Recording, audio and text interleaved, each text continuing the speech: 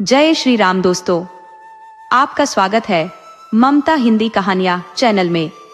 यहाँ पर आपको मिलेंगी दिल को छू जाने वाली प्रेरणादायक कहानियां। अगर आपको हमारी कहानियां पसंद आए तो वीडियो को लाइक करें, चैनल को सब्सक्राइब करें और अपने सुझाव कमेंट में जरूर दें। आपके सहयोग से आपका अपना चैनल ज्यादा से ज्यादा लोगों तक पहुंच पाए। धन्यवाद। महाशय मेहता उन दुर्भाग्यशालियों में गिने जाते थे जिनकी कोशिशें अक्सर उनके स्वामी को प्रसन्न करने में विफल हो जाती थी। उनके दिल से किए गए श्रम और लगन के बावजूद उनके हिस्से में कभी वह प्रशंसा नहीं आई जिसकी वह कामना करते थे। वह इस साधारण तथ्य को अनदेखा कर देते थे कि वह केवल अपने कार्य के सेवक नहीं बल्कि स्वामी के भी अधीनस्थ है। जहां उनके सहकर्मी स्वामी की चौखट पर हाजिरी भरते थे, वहीं मेहता जी अपने कार्यालय में कागजों के अंबार से जूझते रहते। परिणाम स्वरूप स्वामी के निकटस्थ सेवकों को तरक्कियां और उपहार मिलते, जबकि मेहता जैसे कर्मनिष्ठ लोग किसी न किसी बहाने से बर्खास्त कर दिए जाते। ऐसे कटु अनुभवों ने उनके जीवन में गहरा प्रभाव छोड़ा था। जब राजा सतिया ने उन्हें एक प्रतिष्ठित पद सौंपा तो उन्होंने दृढ़ निश्चय किया कि अब वह भी स्वामी के रुख को भांपकर अपने कदम बढ़ाएंगे। स्तुतिगान को ही अपना साधन बनाकर किस्मत आजमाने का संकल्प लिया। इस निश्चय का पालन उन्होंने इस तरह किया कि मात्र 2 वर्षों में राजा साहब ने उन्हें अपना दीवान बना दिया। स्वाधीन राज्य का दीवान बनना अपने आप में एक बेमिसाल उपलब्धि थी। हालांकि वेतन केवल 500 मासिक था, लेकिन उनके अधिकार बेहद व्यापक थे। राई को पर्वत और पर्वत को राई में बदलने की शक्ति उनके पास थी। राजा साहब भोग विलास में व्यस्त रहते और रियासत का सारा संचालन मिस्टर मेहता के कंधों पर आ गया। कर्मचारी और अमले उनके आगे नतमस्तक रहते। बड़े बड़े रईस नजर आने लाते और यहाँ तक कि रानियां भी उनकी प्रसन्नता के लिए प्रयासरत रहती। राजा साहब का स्वभाव उग्र था, जैसे अधिकांश राजाओं का होता है। निर्बल के सामने शेर और सबल के सामने नम्र। कभी कभार राजा साहब मेहता को फटकार भी लगाते, लेकिन मेहता ने यह कसम खा रखी थी कि सफाई में एक शब्द भी नहीं बोलेंगे। वह चुपचाप सिर झुकाकर उनकी बात सुन लेते। इससे राजा साहब का क्रोध स्वयं ठंडा पड़ जाता। एक बार गर्मियों के दिनों में जब पॉलिटिकल एजेंट के आगमन की तैयारी हो रही थी, राजा साहब ने मेहता को बुलाकर कहा, मैं चाहता हूं कि साहब बहादुर यहाँ से मेरे प्रशंसा गीत गाते हुए जाए। मेहता ने विनम्रता से सिर झुकाकर उत्तर दिया, चेष्टा तो ऐसी ही कर रहा हूं अन्नदाता। राजा बोले, चेष्टा तो सभी करते हैं, लेकिन परिणाम वही पुराना रहता है। मैं चाहता हूं तुम दृढ़ता से कहो, ऐसा ही होगा, ऐसा ही होगा। मेहता ने आत्मविश्वास से कहा। रुपये पैसे की चिंता मत करो, राजा ने जोड़ा। जो हुक्म महाराज। कोई शिकायत ना आए, नहीं तो अंजाम तुम जानते हो। और हुजूर की प्रशंसा में ही विदा होंगे। यही तो मैं चाहता हूं। जान लगा दूंगा दीन बंधु। अब मुझे संतोष है। इधर पॉलिटिकल एजेंट के आगमन की तैयारी जोरों पर थी। उधर मेहता का बेटा जयकृष्ण, जो गर्मियों की छुट्टियां बिताने घर आया था, अपने अनुभवों और विचारों के द्वंद्व से जूझ रहा था। जयकृष्ण किसी विश्वविद्यालय का छात्र था और अपने क्रांतिकारी विचारों के लिए पहले भी जेल की सजा काट चुका था। जब मेहता की नियुक्ति के बाद वह पहली बार घर आया था तो राजा साहब ने उसे विशेष मान सम्मान दिया था। उन्होंने न केवल उससे खुलकर चर्चा की, बल्कि शिकार पर भी ले गए और अक्सर उसके साथ टेनिस खेला करते थे। उस दौर में राजा साहब के समाजवादी झुकाव और क्रांतिकारी विचारों ने जयकृष्ण पर गहरा प्रभाव डाला था। रूस और फ्रांस की क्रांतियों पर उनके बीच लंबी बहसें होती थी और जयकृष्ण को विश्वास हो गया था कि राजा साहब सिर्फ देशभक्त ही नहीं बल्कि समाज परिवर्तन के समर्थक भी हैं। मगर इस बार रियासत में जो कुछ हो रहा था उसे देखकर जयकृष्ण चकित था। किसानों और जमींदारों से जबरन चंदा वसूला जा रहा था। पुलिस गांव-गांव जाकर बलपूर्वक पैसे इकट्ठा कर रही थी। चंदे की रकम तय करने का अधिकार दीवान मेहता के पास था और उसे वसूलने का काम पुलिस के जिम्मे था। गरीब मजदूरों को सरकारी इमारतों की सफाई और सजावट के काम में मुफ्त खटाया जा रहा था। बनियों को डरा धमकाकर रसद जुटाई जा रही थी। हर तरफ अफरा तफरी और हाहाकार मचा हुआ था। जय कृष्ण हैरान था कि राजा साहब के सिद्धांत और उनके प्रशासन के तौर तरीकों में इतना बड़ा विरोधाभास कैसे हो सकता है। क्या राजा साहब को इन अत्याचारों की जानकारी नहीं है, या उनकी दी गई हिदायतों को तोड़ मरोड़ कर कर्मचारियों ने यह अत्याचार शुरू कर दिए हैं। रात भर वह इस सवाल से जूझता रहा। सुबह उसने अपने पिता मिस्टर मेहता से यह मुद्दा उठाया। जयकृष्ण ने पूछा, पिताजी, क्या आपने राजा साहब को इन अन्यायों की सूचना नहीं दी? मेहता का चेहरा गहरी उदासी से भर गया। वह स्वभाव से सहृदय और दयालु थे, लेकिन हालात ने उन्हें विवश बना दिया था। भारी मन से उन्होंने कहा, राजा साहब का यही हुक्म है, मैं क्या कर सकता हूँ? जयकृष्ण ने तपाक से कहा, तो ऐसी स्थिति में आपको इस्तीफा दे देना चाहिए था। आप जानते हैं, जनता इन अत्याचारों के लिए आपको जिम्मेदार मान रही है। उनके लिए आप ही अपराधी हैं। मेहता ने भारी स्वर में उत्तर दिया, मैं लाचार हूँ। मैंने कर्मचारियों को बार बार समझाया कि जितना हो सके नरमी बरते, लेकिन हर जगह मैं खुद मौजूद नहीं रह सकता, और अगर मैं सीधे हस्तक्षेप करूं तो कर्मचारी मेरी शिकायत लेकर राजा साहब के पास पहुंच सकते हैं। ये लोग तो बस इसी मौके की तलाश में रहते हैं। जनता से धन उगाहने का इन्हें कोई ना कोई बहाना चाहिए। सरकारी खजाने में जितना जमा करते हैं उससे ज्यादा अपने घर भर लेते हैं। मैं चाहकर भी कुछ नहीं कर सकता। जयकृष्ण यह सुनकर उत्तेजित हो गया और बोला, तो फिर आप इस्तीफा क्यों नहीं दे देते? मेहता ने लज्जा के साथ उत्तर दिया, निस्संदेह मेरे लिए यही सही होता, लेकिन जीवन ने इतने थपेड़े मारे हैं कि अब और सहन करने की हिम्मत नहीं बची। साफ है कि इस नौकरी में रहते हुए मैं खुद को निष्कलंक नहीं रख सकता। धर्म अधर्म और सेवा परमार्थ के सिद्धांतों के फेर में मैं बहुत ठोकरें खा चुका हूँ। मैंने समझ लिया है कि यह दुनिया दुनियादारों के लिए है, जो समय और परिस्थिति देखकर कदम उठाते हैं। आदर्शवादी लोगों के लिए यह कोई स्थान नहीं। जयकृष्ण ने व्यंग्य भरे स्वर में पूछा, तो क्या मैं राजा साहब से बात करूं? मेहता ने गहरी सांस लेते हुए कहा, क्या तुम सोचते हो कि राजा साहब इन सब बातों से अनजान है? शायद प्रजा की पीड़ा सुनकर उनका दिल पसीज जाए। मिस्टर मेहता को इसमें कोई आपत्ति नहीं थी, बल्कि वह तो स्वयं चाहते थे कि किसी तरह इस अन्याय का भार उनके सिर से हटे। लेकिन उनके मन में यह डर था कि कहीं जयकृष्ण की यह पहल उनके लिए हानिकारक न साबित हो और वे इस प्रतिष्ठा और अधिकार से वंचित न हो जाएं। उन्होंने सावधान करते हुए कहा, बस इतना ध्यान रखना कि तुम्हारे मुंह से कोई ऐसी बात न निकले जो महाराज को अप्रसन्न कर दे।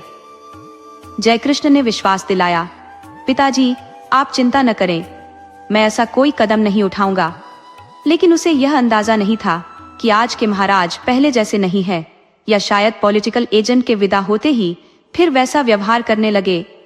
वह इस बात से अनजान था कि उनके लिए क्रांति और भयावहता की चर्चा मात्र एक मनोरंजन थी, जैसे किसी अपराध, हिंसा या रूप की बाजार की चर्चा। जब वह महल की ड्योढ़ी पर पहुंचा और अपनी उपस्थिति की सूचना दी तो बताया गया कि महाराज इस वक्त अस्वस्थ हैं। निराश होकर वह लौटने ही वाला था कि महाराज ने उसे बुलवा भेजा। शायद वे उससे सिनेमा या खेल के ताजे किस्से सुनना चाहते थे। महाराज ने उसे मुस्कुराते हुए सलाम का जवाब दिया और बोले, अरे भाई, बहुत अच्छा हुआ कि तुम आ गए। कहो, मस्सी सी का मैच देखा या नहीं? मैं तो इन झंझटों में ऐसा उलझा कि जाने का वक्त ही नहीं मिला। अब तो बस यही दुआ है कि एजेंट साहब किसी तरह खुश होकर विदा लें।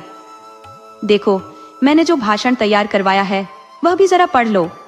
मैंने इन राष्ट्रीय आंदोलनों की खूब आलोचना की है और हरिजन उद्धार पर भी हल्के छींटे मार दिए हैं।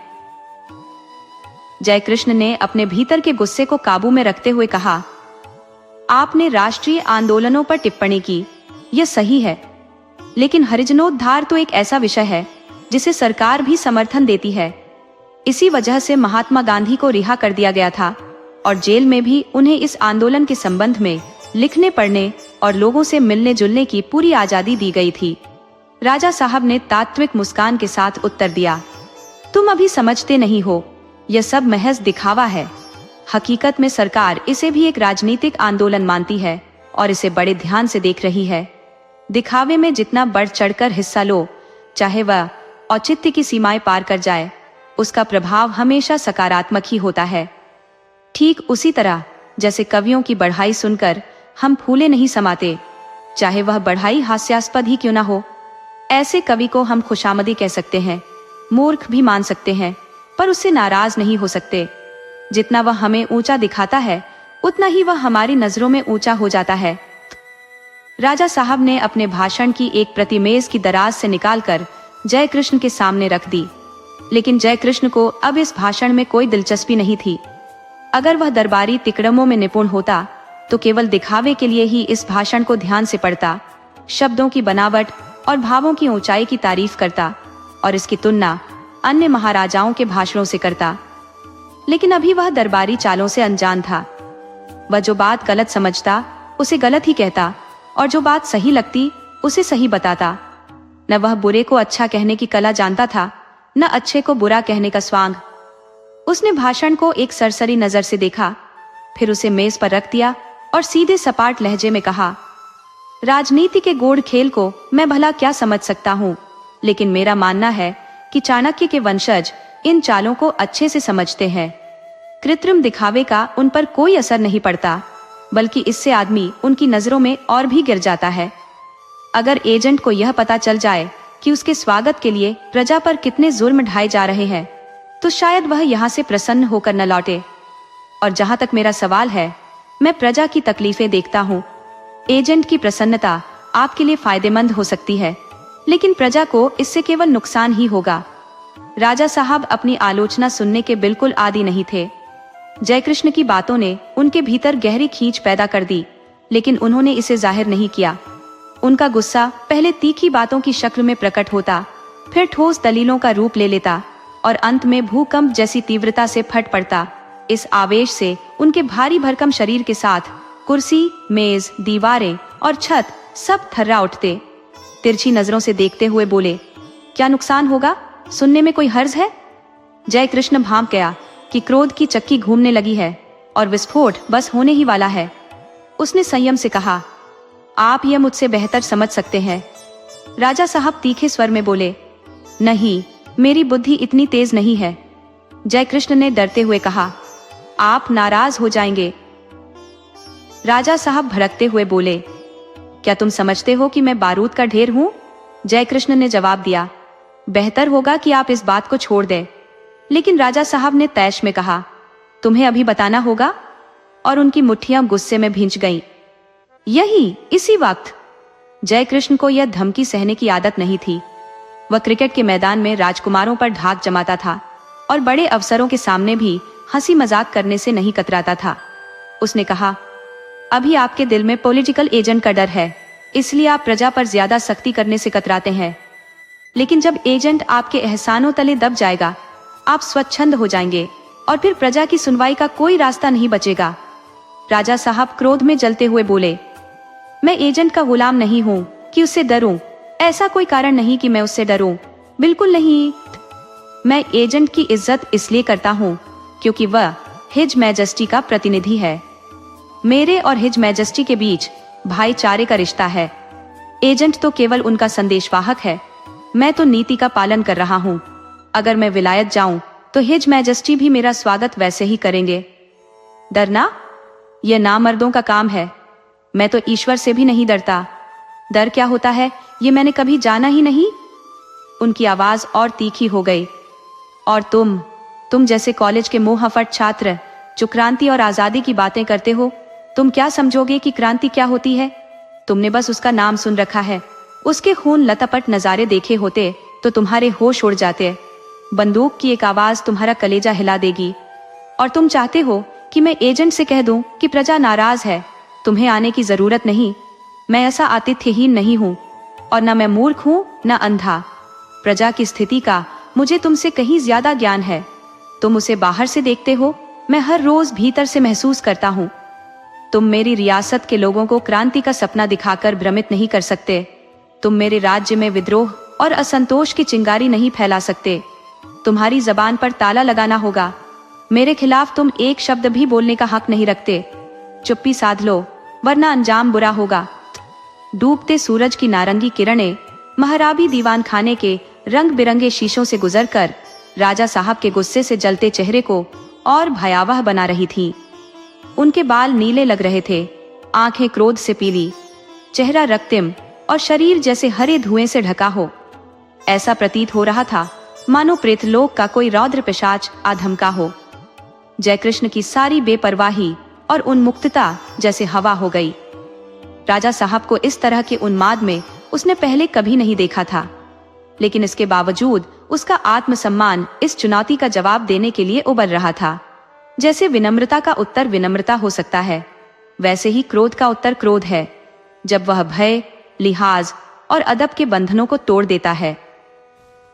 जयकृष्ण ने भी राजा साहब को जलती हुई नजरों से देखा और कहा, मैं अपनी आंखों के सामने यह अन्याय होते नहीं देख सकता और चुप भी नहीं रह सकता। राजा साहब खड़े हो गए, मानो गुस्से से उसकी गर्दन दबोचने वाले हों। तुम्हें यहाँ कुछ भी कहने का कोई हक नहीं है, जयकृष्ण ने बेझिझक कहा। हर इंसान को अन्याय के खिलाफ आवाज उठाने का हक है, आप मुझसे ये अधिकार छीन नहीं सकते। राजा साहब गरजे, मैं सब कुछ कर सकता हूँ। जयकृष्ण ने तीखे स्वर में जवाब दिया, आप कुछ नहीं कर सकते। मैं तुम्हें अभी जेल भिजवा सकता हूँ, आप मेरा एक बाल भी बांका नहीं कर सकते। तभी मिस्टर मेहता कमरे में बदहवास से दाखिल हुए। उन्होंने गुस्से में जयकृष्ण की ओर देखा और चीखते हुए बोले, कृष्णा, अभी इसी वक्त यहाँ से निकल जा, मेरी नजरों से दूर हो जा, और याद रखना दोबारा मुझे अपनी शक्ल मत दिखाना। मैं ऐसे कपूत को अपनी रियासत में बर्दाश्त नहीं कर सकता। जिस थाली में खाता है उसी में छेद करता है। अगर जबान खोली तो मैं तेरा खून पी जाऊंगा। जयकृष्ण ने अपने हिंसा पागल पिता को नफरत भरी नजरों से देखा और तने हुए सीने के साथ सिर ऊंचा किए दीवान खाने से बाहर निकल गया। राजा साहब कोच पर गिरते हुए बोले, ये शख्स बदमाश है, हद दर्जे का बदमाश। मैं नहीं चाहता कि ऐसा खतरनाक इंसान रियासत में एक पल भी रहे। जाकर उससे कहो कि वह अब भी यहाँ से चला जाए, वरना उसके लिए अच्छा नहीं होगा। मैंने सिर्फ तुम्हारी मुरावत में इसे बर्दाश्त किया है, वरना इसका अंजाम अभी दिखा देता। अब फैसला तुम्हें करना है, ये रियासत या वह लड़का। अगर रियासत को बचाना चाहते हो तो अभी और इसी वक्त उसे घर से निकाल बाहर करो। उसे साफ कह दो कि भविष्य में मेरी रियासत की सरहद पर कदम रखने की भी जुर्रत न करे। अगर लड़के से इतना ही लगाव है तो फिर आप खुद आज ही इस रियासत से रुखसत हो जाइए। लेकिन याद रहे, आप यहाँ से कोई भी चीज साथ नहीं ले जा सकते, यहाँ तक कि एक पैसा भी नहीं। जो कुछ यहाँ है वह रियासत का है। बताइए, क्या फैसला है आपका? मिस्टर मेहता ने पहले तो क्रोध के उबाल में जयकृष्ण को डांट दिया था, मगर उन्हें यह उम्मीद नहीं थी कि मामला इतना पेचीदा मोड़ ले लेगा। एक पल के लिए वह गहरी सोच में डूब गए। उन्हें अपनी बेबसी का एहसास होने लगा। राजा अपनी ताकत से उन्हें मिट्टी में मिला सकता है। यहाँ उनका कोई सहारा नहीं था, न ही कोई ऐसा जो उनकी फरियाद सुने। अगर उन्हें अपमान के साथ निकाला गया तो उनके दुश्मनों को मजा आ जाएगा। वह सब के सब ताने मारते हुए ढोल पीटेंगे। जो आज उनकी चापलूसी कर रहे हैं वही कल उनकी तबाही पर अट्टहास करेंगे। फिर यह उम्र, अब कौन उन्हें नौकरी देगा? क्या उन्हें फिर निर्दयी दुनिया के आगे हाथ फैलाना पड़ेगा? इस ख्याल से उनकी रूह कांप उठी। ये सब सोचते हुए उन्होंने कांपते हुए स्वर में कहा, मैं आज ही उसे निकाल दूंगा सरकार। राजा ने सख्त लहजे में कहा, आज नहीं, इसी वक्त। ठीक है, इसी वक्त। हमेशा के लिए? जी, हमेशा के लिए। राजा ने थोड़े नरम स्वर में कहा, ठीक है, जाइए और आधे घंटे के अंदर मुझे इसकी खबर दीजिए। मिस्टर मेहता घर लौटे तो उनका गुस्सा 7वें आसमान पर था। उनके कदमों में लड़खड़ाहट थी और हर सांस जैसे जलती हुई थी। इस लड़के ने आज उनकी इज्जत को मिट्टी में मिला दिया था। वह मन ही मन सोच रहे थे, यह गधा यहाँ साम्यवाद का ढोल पीटने चला है। अब इसे समझ में आएगा कि बड़ों के आगे जबान चलाने का अंजाम क्या होता है। मैं क्यों इस लौंडे के लिए अपनी इज्जत और मेहनत को दांव पर लगाऊं? हाँ, मुझे अपनी हैसियत और सम्मान प्यारा है। क्यों ना हो, इसे हासिल करने के लिए मैंने अपनी जिंदगी के बरसों की मेहनत लगा दी है। दुनिया में ऐसा बहुत कुछ है जो हमें बुरा लगता है, मगर हम सब कुछ बदल नहीं सकते। अगर मैं इस मसले में कुछ कर नहीं सकता तो क्यों अपनी जिंदगी को इसकी भेंट चढ़ाऊं? घर पहुंचते ही उन्होंने आवाज दी, जय कृष्ण।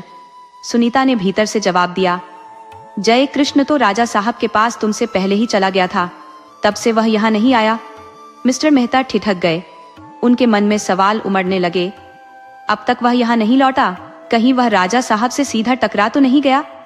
वह बाहर निकलकर नौकरों से जयकृष्ण का पता पूछने लगे, पर कोई सुराग नहीं मिला। मन में खौफ था कि जयकृष्ण कहीं डरकर छिप गया होगा। राजा ने आधे घंटे में जवाब देने का हुक्म दिया था और यह लड़का जैसे किसी अज्ञात राह पर चल पड़ा था। उन्होंने मन ही मन सोचा, यह न सिर्फ खुद को बल्कि मुझे भी मुश्किल में डाल देगा।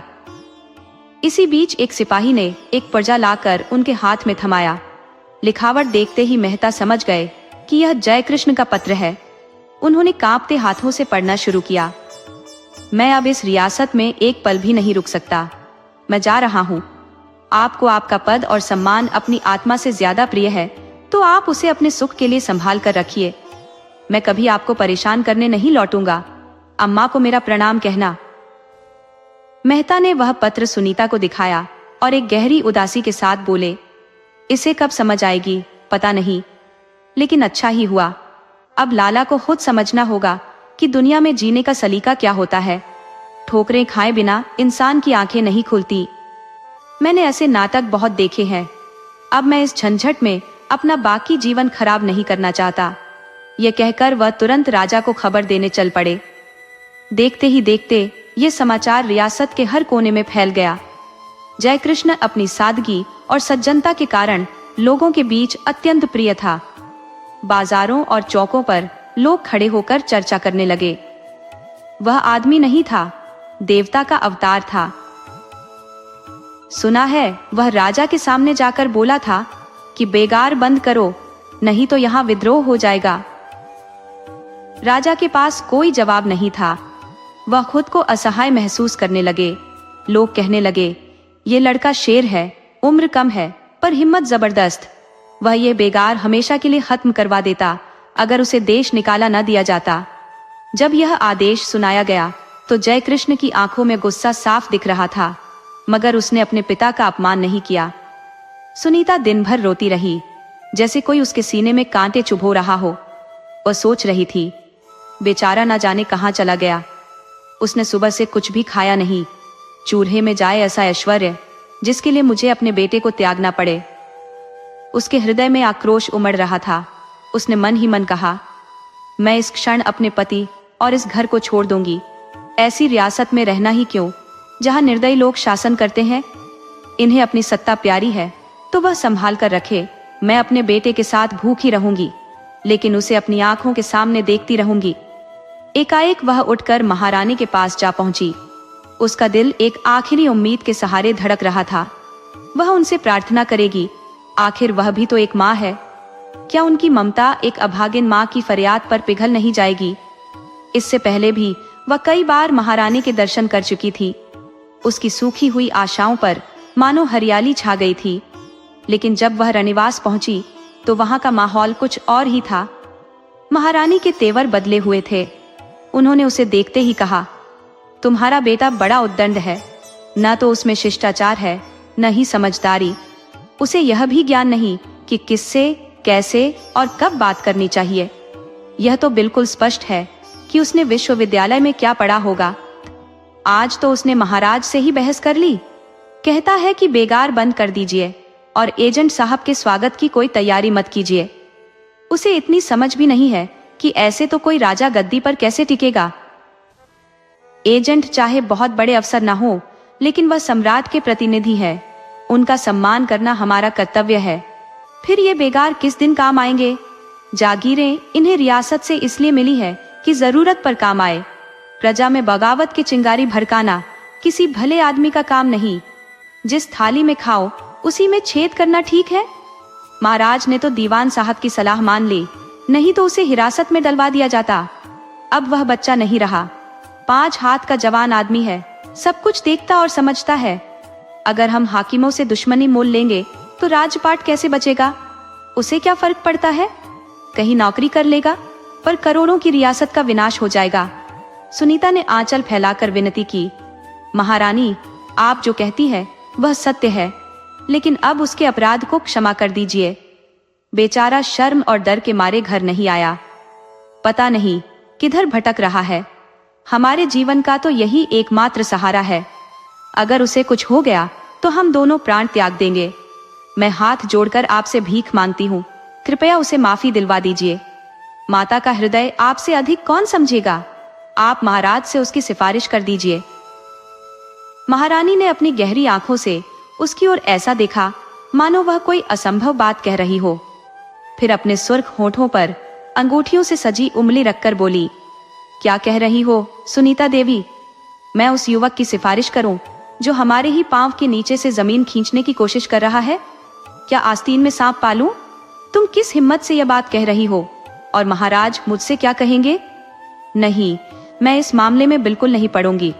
उसने जैसा बोया है वैसा ही अब उसे काटना पड़ेगा।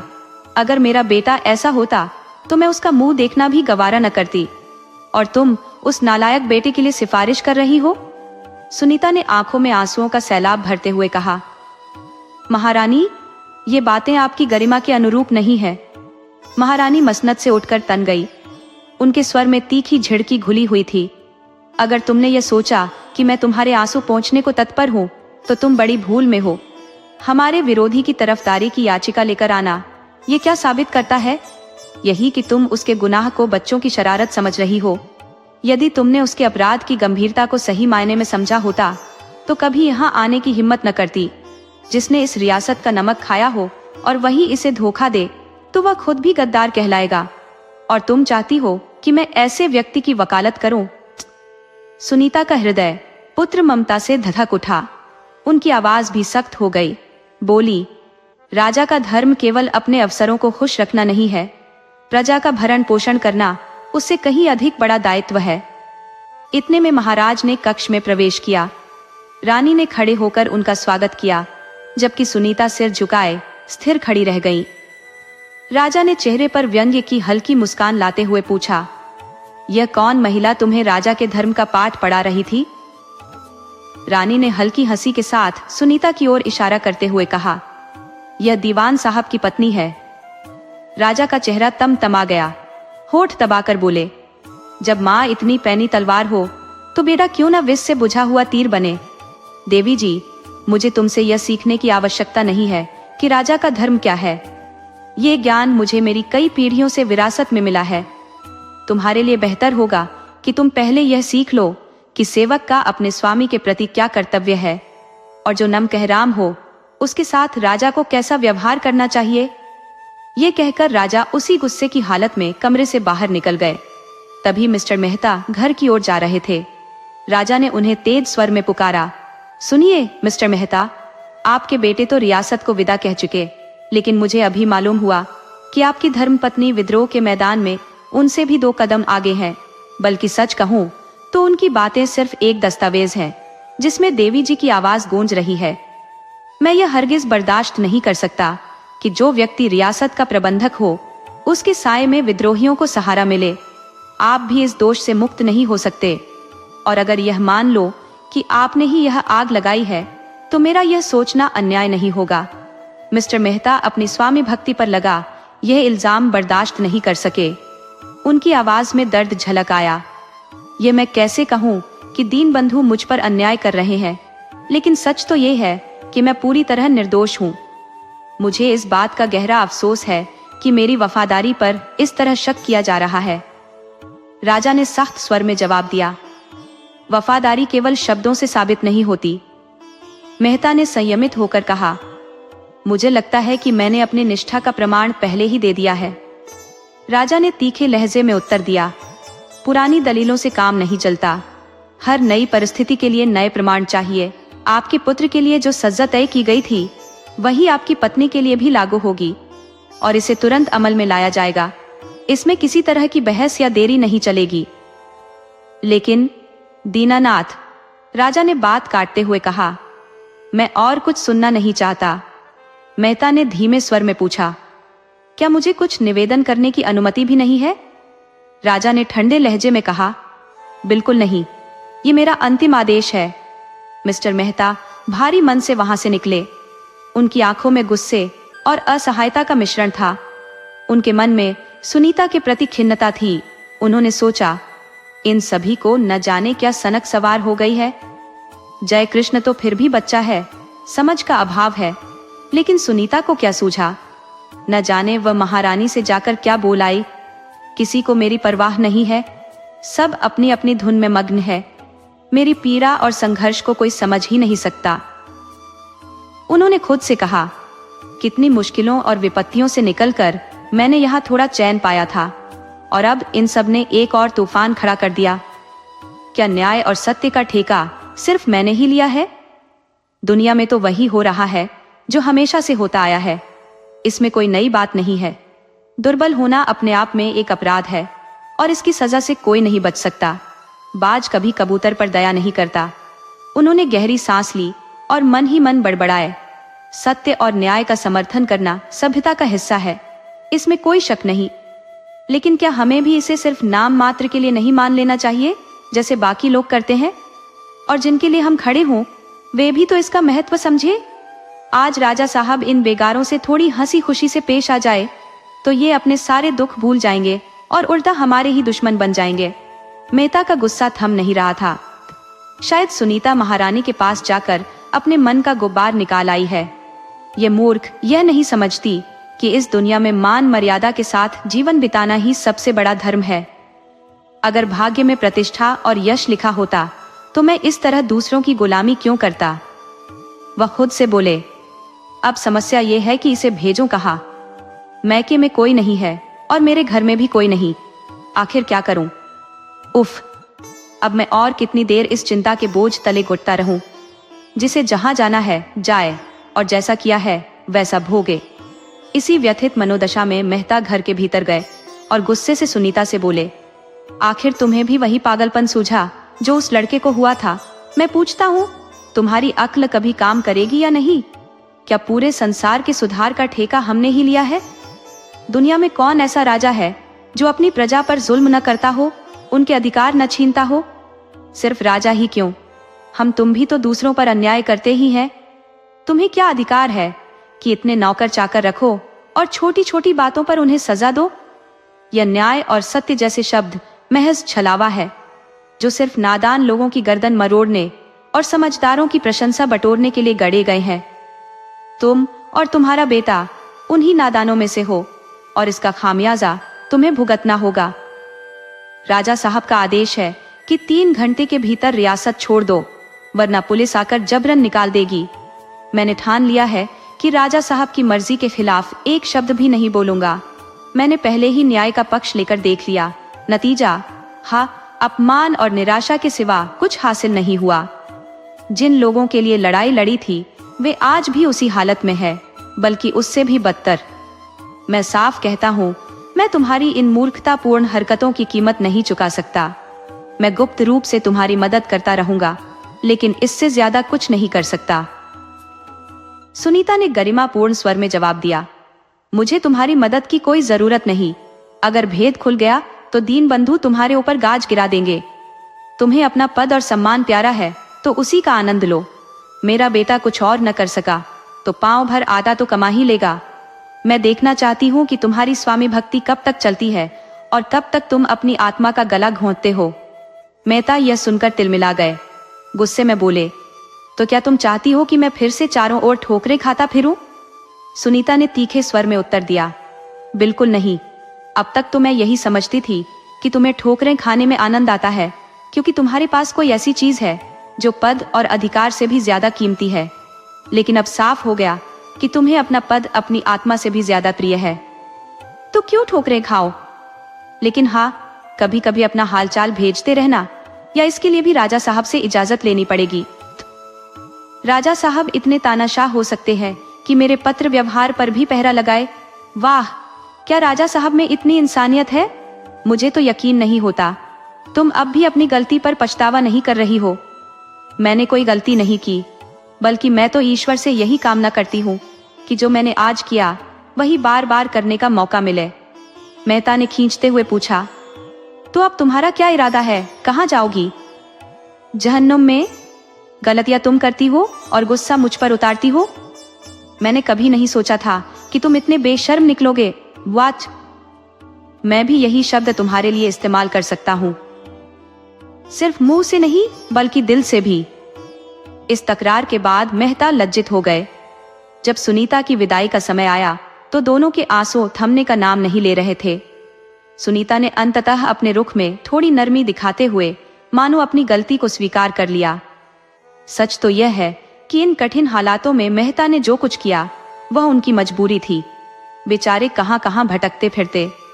इस बीच पॉलिटिकल एजेंट साहब पधारे। कई दिन तक रियासत में शानदार दावतों और शिकार का दौर चला।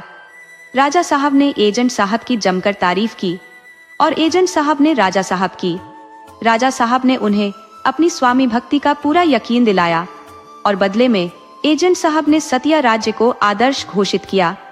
उन्होंने राजा साहब को न्याय और सेवा का प्रतीक माना और फिर 3 दिनों में रियासत को 2.5 लाख का नुकसान देकर विदा हो गए। इस सब के बीच मिस्टर मेहता का दिमाग 7वें आसमान पर था। हर कोई उनकी कार्यकुशलता की तारीफ कर रहा था। एजेंट साहब तो उनकी दक्षता पर फिदा हो गए। नतीजा यह हुआ कि मेहता को राय साहब की उपाधि मिल गई और उनके अधिकारों में भी बढ़ोतरी हो गई। लेकिन यह सब पाने के लिए उन्होंने अपनी आत्मा को ताक पर रख दिया था। उनकी साधना कि महाराज और एजेंट दोनों उनसे प्रसन्न रहे पूरी तरह सफल हो गई। रियासत में उनसे ज्यादा स्वामी भक्त कोई और सेवक नहीं था। राजा साहब अब कम से कम 3 साल के लिए निश्चिंत हो गए। जब एजेंट खुश है तो फिर डर किसका। इस बेफिक्री में कामुकता, अय्याशी और तरह तरह के दुर्व्यसनों का सैलाब आ गया। सुंदरियों को तलाशने के लिए एक अलग विभाग बना दिया गया जो सीधे राजा साहब को रिपोर्ट करता था। इस विभाग का नेतृत्व एक चालाक बूढ़े ने संभाल लिया जो हिमालय की वादियों से लड़कियों को बहला फुसलाकर राजाओं को लूटने का माहिर था। उसकी इसी कला के कारण उसे दरबारों में सम्मान मिलता था। अब उसने नई नई लड़कियां जुटानी शुरू कर दी। भय, लालच और प्रतिष्ठा जैसे हथियारों से शिकार का खेल खूब रचा गया। लेकिन एक ऐसा मौका भी आया जब यह सारे छल कपट और सामूहिक व्यक्तिगत प्रयास व्यर्थ साबित हुए। गुप्त विभाग ने तय किया कि इस बालिका को किसी भी कीमत पर उठा लाया जाए। इस नाजुक और अहम काम का जिम्मा मिस्टर मेहता को सौंपा गया जो रियासत के सबसे वफादार सेवक माने जाते थे। महाराजा साहब को उन पर अटूट विश्वास था। अन्य लोगों पर रिश्वतखोरी, गद्दारी या राजफाश करने का खतरा था, लेकिन मेहता पर ऐसी किसी भी हरकत का शक नहीं किया जा सकता था। रात के करीब 9 बजे मेहता को बुलावा आया। हुजूर ने आपको याद किया है। जब मेहता साहब जोड़ी पहुंचे तो देखा कि राजा साहब बगीचे में टहल रहे थे। मेहता को देखकर राजा साहब मुस्कुराते हुए बोले, आइए मिस्टर मेहता, आपसे एक खास बात पर मशविरा करना है। यहाँ कुछ लोगों का मानना है कि सिंहद्वार के सामने आपकी एक मूर्ति लगाई जाए ताकि आपकी सेवाओं की याद हमेशा बनी रहे। मुझे नहीं लगता कि आपको इससे कोई आपत्ति होगी, और अगर होगी भी तो लोग आपकी नाराजगी की भी परवाह नहीं करेंगे। सतिया की जो अतुलनीय सेवा आपने की है उसका कोई भी इनाम पूरा नहीं हो सकता, लेकिन जनता के दिलों में आपके लिए जो श्रद्धा है उसे वो किसी न किसी तरह जाहिर करना चाहती है।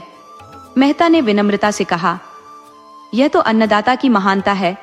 मैं तो केवल एक छोटा सा सेवक हूँ। मैंने जो कुछ भी किया वह केवल अपने फर्ज को निभाने का प्रयास था, लेकिन मैं इस सम्मान के योग्य नहीं हूँ। राजा साहब ने हंसते हुए कहा, आप योग्य है या नहीं ये फैसला आपके हाथ में नहीं है मिस्टर मेहता। यहाँ आपकी विनम्रता की नहीं चलेगी। ये सम्मान आपका नहीं बल्कि हमारी भक्ति का प्रतीक होगा। समय के साथ हम और आप दोनों ही नहीं रहेंगे, लेकिन यह मूर्ति अपनी निःशब्द वाणी से बताती रहेगी कि पिछली पीढ़ी अपने उद्धारकों का सम्मान करना जानती थी। मैंने लोगों से कह दिया है कि इसके लिए चंदा इकट्ठा करें, और हाँ, एजेंट साहब ने अपने हालिया पत्र में आपको खास तौर पर सलाम भेजा है। मेहता ने झुकी हुई दृष्टि से कहा, यह उनकी बड़प्पन है। मैं तो जैसा आपका सेवक हूँ वैसा ही उनका भी हूँ। राजा साहब कुछ पल फूलों की सुंदरता में खोए रहे, फिर अचानक मानो कोई भूली बात याद आ गई हो, बोले, तहसील खास में एक गांव है लगनपुर, आप कभी वहां गए हैं? हाँ, ऊपर से तो बहुत नेक और भला लगता है, मगर अंदर से पूरा शोषक और स्वार्थी है। राजा साहब ने तीखी मुस्कान के साथ कहा। उन्होंने अपनी आवाज को थोड़ा गंभीर करते हुए कहा, आपको शायद जानकारी ना हो, लेकिन इन दिनों महारानी का स्वास्थ्य बहुत खराब चल रहा है। मैं सोच रहा हूँ कि उन्हें किसी सैनिटोरियम में भेज दूं ताकि वह हर तरह की चिंताओं और झंझटों से दूर रहकर सुकून पा सके। लेकिन रनिवास में एक रानी का रहना बेहद जरूरी है। अफसरों की लेडियां आती है और भी कई अंग्रेज मित्र अपनी पत्नियों के साथ मेरे मेहमान बनते रहते हैं। यहाँ तक कि दूसरे राजा महाराजे भी अपनी रानियों के साथ आते हैं। ऐसे में रनिवास में रानी के बिना सब अधूरा लगने लगता है। ये केवल निजी मसला नहीं है, बल्कि राजनीतिक स्थिति भी है। मुझे उम्मीद है कि आप मेरी बात से सहमत होंगे। उन्होंने थोड़ी देर रुककर धीमे स्वर में कहा, मैंने दूसरी शादी का इरादा कर लिया है। उस साहूकार की एक बेटी है जिसने कुछ समय अजमेर में पढ़ाई की है। एक बार मैं उस गांव से गुजरा था, तब मैंने उसे अपने घर की छत पर देखा था। उसी क्षण मन में ख्याल आया कि अगर यह लड़की रनिवास में आ जाए तो उसकी शोभा कई गुना बढ़ जाएगी। मैंने महारानी से इजाजत लेकर साहूकार के पास संदेशा भिजवाया, लेकिन मेरे विरोधियों ने उसे ऐसी कोई बात समझा दी कि उसने मेरे प्रस्ताव को ठुकरा दिया। वह कहता है कि उसकी बेटी का विवाह हो चुका है। मैंने कहला भेजा कि इसमें कोई अड़चन नहीं है, मैं तावान देने को तैयार हूँ, लेकिन वह अड़ियल बराबर इनकार करता जा रहा है। राजा साहब ने कुछ पल चुप रहकर गहरी सांस ली और अपनी पीड़ा को उजागर करते हुए बोले, आप जानते ही होंगे, प्रेम एक ऐसा रोग है जिसका इलाज मुश्किल है। आपको भी शायद इसका अनुभव हो। मेरा हाल ऐसा हो गया है कि जीवन में कोई आनंद बाकी नहीं रहा। नींद उड़ चुकी है, भोजन में दिलचस्पी नहीं रही। जान, अगर यही हाल रहा तो मेरी जान पर बनाएगी। हर वक्त वही चेहरा आंखों के सामने नाचता रहता है। मैंने अपने मन को बहुत समझाने की कोशिश की, लेकिन अब मैं मजबूर हो गया हूँ। इसीलिए मैंने ठान लिया है कि इसे कूटनीति से हल करना पड़ेगा। युद्ध और प्रेम में सब जायज होता है। उन्होंने मेहता की ओर देखकर कहा, मैं चाहता हूँ कि आप कुछ भरोसेमंद लोगों को साथ लेकर जाएं और उस लड़की को यहाँ ले आए। चाहे वह खुशी खुशी आए या दबाव डालकर, यह कोई मुद्दा नहीं है। मैं अपने राज्य का स्वामी हूँ और जो चीज मुझे चाहिए उस पर किसी और का नैतिक या सामाजिक अधिकार नहीं हो सकता। यह समझ लीजिए, आप ही मेरी जान बचा सकते हैं। ऐसा काम करने का मादा किसी और में नहीं है। आपने राज्य के लिए बहुत बड़ी बड़ी सेवाएं की हैं। ये कार्य आपके सेवाभाव की पूर्णता होगी और आने वाले युगों तक आप राजवंश के इष्टदेव माने जाएंगे। यह सुनते ही मिस्टर मेहता के भीतर दबा हुआ स्वाभिमान मानो चिंगारी बनकर सजीव हो गया। जिस खून का बहाव बरसों से ठहरा हुआ था, वह अचानक उबाल मारने लगा। त्योरिया चढ़ाते हुए उन्होंने तीखे स्वर में कहा, तो आप चाहते हैं कि मैं उसे किडनैप करूं? राजा साहब उनके उग्र तेवर देखकर तुरंत नरमी पर उतर आए। हल्के स्वर में बोले, ऐसा हरगिज नहीं मिस्टर मेहता, आप मुझे गलत समझ रहे हैं। मैं तो आपको अपना प्रतिनिधि बनाकर भेज रहा हूँ। इस काम को पूरा करने के लिए आप जो भी रास्ता उचित समझे अपनाए। आपको हर प्रकार का अधिकार दिया जाता है। मगर मेहता का आक्रोश और भड़क उठा। उन्होंने क्रोधित होकर कहा, मुझसे ऐसा नीच काम नहीं होगा। राजा साहब के चेहरे पर गुस्से की लकीरें उभर आईं। उनकी आंखों से मानो चिंगारियां निकलने लगी। उन्होंने गुस्से में कहा, अपने स्वामी की आज्ञा का पालन करना तुम्हें नीचता लगती है? मेहता ने ठोस लहजे में जवाब दिया, जो आज्ञा नीति और धर्म के विरुद्ध हो उसका पालन करना बेशक नीचता है। राजा ने व्यंग्य करते हुए कहा, तो किसी स्त्री को विवाह का प्रस्ताव देना नीति और धर्म के विरुद्ध है? मेहता ने दृढ़ता से जवाब दिया, आप इस घिनौने कृत्य को विवाह कहकर विवाह शब्द को कलंकित कर रहे हैं। यह बलात्कार के समान है। राजा साहब गुस्से से लाल होकर बोले, तुम होश में हो? पूरी तरह होश में हूं। मेहता ने बेझिझक उत्तर दिया। राजा ने क्रोध में कहा, मैं तुम्हें धूल में मिला सकता हूं। मेहता ने उसी तीव्रता से उत्तर दिया, तो आपकी गद्दी भी सलामत नहीं रहेगी। राजा ने चीख कर कहा, मेरी सारी नेकियों का यही बदला है, नमक हराम। मेहता ने गहरी आवाज में कहा, आप अब मर्यादा की सीमाएं लांघ रहे हैं राजा साहब। मैंने अब तक अपनी आत्मा को कुचलकर आपके हर जायज नाजायज हुक्म का पालन किया है, लेकिन आत्मा के विरुद्ध सेवा की भी एक सीमा होती है। आपका यह कार्य घिनौना है और जो व्यक्ति इसमें आपका साथ दे वह केवल मौत के काबिल है। मैं ऐसी नौकरी पर थूकता हूँ। ये कहकर मेहता घर लौट आए। उसी रात उन्होंने अपना सामान बांधा और राज्य छोड़कर चले गए।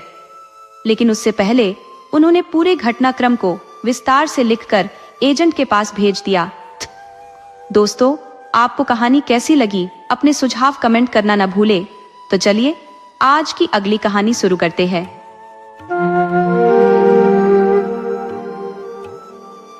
हजरत मोहम्मद ने आंखों में नमी ली बोले, ज़ैनब, इससे अधिक खुशी मुझे किसी और बात में नहीं मिल सकती, लेकिन यह सोचकर चिंतित हूं कि तुम्हारे भविष्य पर क्या असर पड़ेगा। ज़ैनब बोली, या हजरत, मैंने खुदा के मार्ग में हर सांस समर्पित करने का इरादा कर लिया है। मैं दुनियावी मोह के लिए अपनी आखिरत को खोना नहीं चाहती। हजरत ने कहा, ज़ैनब, खुदा की राह में बाधाएं अनगिनत है, कांटे बिछे हैं। ज़ैनब ने दृढ़ता से उत्तर दिया, लगन को कांटों का भय नहीं होता। हजरत बोले, इस राह पर चलना ससुराल से नाता तोड़ना होगा। ज़ैनब ने निडरता से कहा, लेकिन खुदा से तो जुड़ जाऊंगी। हजरत ने अंत में कहा, और अबू लास। ये सुनकर ज़ैनब की आंखें छलछला उठी। वह कातर स्वर में बोली, अब्बा जान, इसी बंधन ने मुझे इतने दिनों रोके रखा, अन्यथा मैं कब की आपकी शरण में आ गई होती। मैं जानती हूँ उनसे जुदा होकर शायद मैं जी न पाऊं, और हो सकता है कि उनका भी हृदय टूट जाए, लेकिन मुझे भरोसा है कि एक दिन वे खुदा पर ईमान लाएंगे और तब मुझे फिर से उनकी सेवा का अवसर मिलेगा। हजरत बोले, बेटी, अबुलास का हृदय निष्कलंक है, वह सत्यनिष्ठ और दयालु है, परंतु उसका आत्मगौरव शायद उसे आखिरी सांस तक ईश्वर से दूर रखे। वह तकदीर, आत्मा, स्वर्ग, नरक किसी में आस्था नहीं रखता। कहता है, सृष्टि को संचालित करने के लिए खुदा की आवश्यकता ही क्या है? बुद्धि और विवेक हमारे लिए पर्याप्त है। इस सोच में फंसे मनुष्य को खुदा पर लाना कठिन है। अधर्म पर विजय पाना आसान है, पर जब वह तर्क और दर्शन का रूप ले ले तो अजेय हो जाता है। ज़ैनब ने आत्मविश्वास से कहा, हजरत, आत्मा की मुक्ति के लिए मुझे वह चाहिए जो मुझे खुदा से मिलाए। मैं किसी मनुष्य को अपने और खुदा के बीच में नहीं आने दूंगी। हजरत ने प्रसन्न होकर कहा, खुदा तुझ पर रहमत बरसाए बेटी, तेरी बातों ने मेरे दिल को सुकून दिया। ये कहकर उन्होंने ज़ैनब को स्नेहपूर्वक गले लगा लिया। अगले दिन ज़ैनब को जमा मस्जिद में कलमा पढ़ाकर इस्लाम में दीक्षित किया गया। इस घटना की खबर कुरैशियों तक पहुंचते ही उनके भीतर आग सुलग उठी। इस्लाम तो अब प्रतिष्ठित घरों में भी पांव पसारने लगा था। अगर यही स्थिति रही तो जल्द ही इस्लाम की शक्ति इतनी बढ़ जाएगी कि उसका सामना करना कठिन हो जाएगा। कई लोग अबुलास के घर पर एकत्रित हुए। इस्लाम के कट्टर विरोधी और प्रतिष्ठित व्यक्ति अब्बू सुफियान ने अबुलास से कहा, तुम्हें अपनी बीवी को तलाक देना ही होगा। अबुलास ने दृढ़ता से कहा, हरगिज नहीं। अब्बू सुफियान ने फिर पूछा, तो क्या तुम भी मुसलमान हो जाओगे? अबुलास ने उसी दृढ़ता से कहा, हरगिज नहीं। अब्बू सुफियान ने धमकी भरे स्वर में कहा, तो फिर उसे मोहम्मद ही के घर में रहना होगा। अबुलास ने कहा, हरगिज नहीं, मुझे अनुमति दे कि मैं उसे अपने घर ले आऊं। अब्बू सुफियान ने कड़े स्वर में उत्तर दिया, हरगिज नहीं। अबुलास ने प्रश्न किया, क्या यह नहीं हो सकता कि मेरे घर में रहते हुए वह अपने तरीके से खुदा की इबादत करे? अब्बू सुफियान का जवाब वही था, हरगिज नहीं। अबुलास ने भारी दिल से कहा, तो फिर मुझे अपनी कौम से पतित कर दीजिए। यह भी मंजूर है, लेकिन मैं अपनी बीवी को तलाक नहीं दे सकता। मैं किसी की धार्मिक स्वतंत्रता का हरण नहीं करूंगा, न ही अपनी पत्नी की। अबू सुफियान ने फिर कहा, कुरैश में क्या और लड़कियां नहीं है? अबुलास ने जवाब दिया, ज़ैनब जैसी कोई नहीं। अबू सुफियान ने कहा, हम ऐसी सुंदरियां दिखा सकते हैं जो चांद को भी लजा दे। अबुलास ने शांत भाव से कहा, मैं रूप का उपासक नहीं हूं। अबू सुफियान ने कहा, ऐसी लड़कियां दे सकते हैं जो गृह प्रबंधन में पारंगत हों, जिनकी बातें मीठी हों, जो भोजन ऐसा बनाए कि बीमार भी रुचि ले, और कपड़े सिलने पिरोने में इतनी कुशल हों कि पुराने वस्त्र भी नए लगे। अबुलास ने अंत में कहा, मैं इन गुणों का नहीं, प्रेम का उपासक हूं, और मुझे विश्वास है कि ज़ैनब जैसा प्रेम मुझे इस दुनिया में कहीं और नहीं मिल सकता। अब्बू सी, यदि प्रेम था तो क्यों तुमसे बिछड़ने को मजबूर हुई? अबू, प्रेम का मोल इस शर्त पर नहीं होता कि कोई अपने आत्मसम्मान को त्याग दे। अब्बू सी, मतलब यह है कि तुम समाज की धारा के विपरीत चलना चाहोगे? याद रखना, समाज ऐसे विद्रोह को सहन नहीं करेगा। जो चेतावनी दी जा रही है उसे हल्के में मत लो। अब्बू सुफियान और उनके साथियों ने धमकियां देते हुए वहां से प्रस्थान किया, परंतु अबू लास ने साहस संजोया और ससुराल जा पहुंचे। संध्या का समय था। हजरत अपने अनुयायियों संग मगरिब की नमाज में मग्न थे। अबू लास ने उन्हें आदर पूर्वक सलाम किया और नमाज खत्म होने तक चुपचाप उनके भाव विभोर स्वरूप को निहारते रहे। नमाज के दौरान भक्तों की एकजुटता, एक रूपता में उठने बैठने और सजदे में झुकने के दृश्य ने उनके हृदय पर गहरी छाप छोड़ी। अबू लास भी किसी अदृश्य शक्ति से उस भक्ति की धारा में बह गए। अनजाने में ही भक्तों के साथ उठते झुकते रहे। वह स्थल मानो भक्ति के शिखर पर पहुंच चुका था। नमाज समाप्त होते ही अबू लास ने हजरत से निवेदन किया, मैं ज़ैनब को विदा करने आया हूँ। हजरत ने चकित होते हुए उत्तर दिया, क्या तुम अवगत नहीं हो कि वह अब खुदा और रसूल पर ईमान लाती है? अबू लास ने सिर झुकाकर कहा, जी हाँ, मुझे ज्ञात है हजरत। इस्लाम में ऐसे संबंध निषिद्ध है। अब्बू, तो क्या इसका तात्पर्य यह है कि ज़ैनब ने मुझे तलाक दे दिया? हजरत, यदि यही अर्थ निकले तो? अब्बू, तो कुछ नहीं, ज़ैनब को खुदा और रसूल की सेवा मुबारक हो। मैं उससे एक अंतिम बार मिलकर विदा लेना चाहता हूँ और फिर कभी यहाँ कदम नहीं रखूंगा। किंतु ध्यान रहे, यदि कुरैश इसके कारण शस्त्र उठाए तो उसका उत्तरदायित्व मुझ पर नहीं होगा, और यदि ज़ैनब मेरे साथ लौटेगी तो मैं उनके आक्रोश का अकेला भागी बनूंगा। आपको या आपके अनुयायियों पर कोई संकट नहीं आएगा। हजरत, परंतु क्या तुम दबाव में आकर उसे उसके ईमान से विचलित करने का प्रयास करोगे? अबू, किसी के धर्म में हस्तक्षेप करना मेरे सिद्धांतों के विपरीत है। हजरत, और यदि लोग तुम्हें तलाक के लिए बाध्य करेंगे? अबू, तलाक से पहले मैं अपने जीवन को ही त्याग दूंगा। हजरत अबू लास के इन शब्दों से आश्वस्त हो गए। उन्हें अनुमति दी कि वह हरम में ज़ैनब से मिले। अबू लास ने पूछा, ज़ैनब, मैं तुम्हें साथ ले जाने आया हूँ। क्या धर्म परिवर्तन ने तुम्हारा हृदय भी बदल दिया है?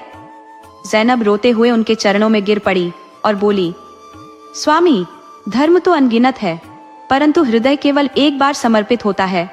मैं आपकी हूँ, चाहे यहाँ रहूं या वहां, परंतु क्या समाज मुझे आपके साथ रहने देगा? अबू लास, यदि समाज नहीं रहने देगा तो मैं ही उस समाज का परित्याग कर दूंगा। संसार में रहने के लिए अन्य स्थान भी है, और जहां तक मेरी बात है, तुम जानती हो कि किसी के धर्म में हस्तक्षेप करना मेरे स्वभाव के विपरीत है। ज़ैनब ने विदाई के समय अपनी माता खदीजा से विदाई ली, जिन्होंने उसे विदाई में बदख्शां का एक बेशकीमती हार उपहार स्वरूप दिया। इसी बीच इस्लाम पर असहिष्णुता और अत्याचार बढ़ते गए। तिरस्कार की सीमाएं लांघकर भय के अंधकार में डूबे शत्रुओं ने इस्लाम को समाप्त करने के लिए संगठित प्रयास शुरू किए। दूरस्थ कबीले तक इस घृणा में सहभागी बनाए गए। इस्लाम की शक्ति सीमित थी और उनके पास शस्त्रों से प्रतिरोध करने का सामर्थ्य नहीं था। हजरत मोहम्मद ने अंततः मक्का छोड़ मदीना की राह पकड़ी।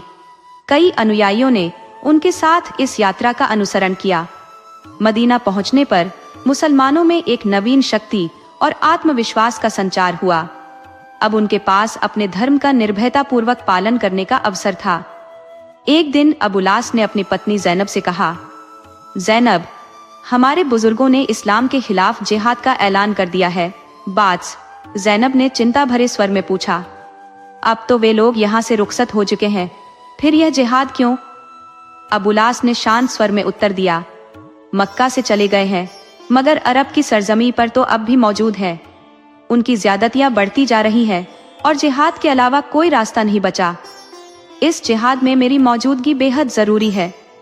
ज़ैनब ने गहरी सांस लेते हुए कहा, अगर तुम्हारा दिल इसके लिए तुम्हें मजबूर कर रहा है तो शौक से जाओ, मगर मुझे भी अपने साथ ले चलो। अबू लास ने थोड़ा अचरज भरे स्वर में पूछा, तुम भी चलना चाहती हो? ज़ैनब ने निश्चय भरी दृष्टि से कहा, हाँ, मैं वहां जाकर आहत मुसलमानों की सेवा करूंगी। अबू लास ने मुस्कुराते हुए कहा, तो फिर शौक से चलो। संग्राम का मंजर भयानक था। दोनों दलों ने अपने दिलों के अरमान जंग के मैदान में उतार दिए। रिश्तों की दीवारें धर्म के उन्माद के सामने ढह गई। भाई ने भाई से, मित्र ने मित्र से और बेटे ने पिता से तलवारें टकराई। ये जंग साबित कर गई कि धर्म का बंधन रक्त और वंश के रिश्ते से कहीं अधिक प्रबल होता है।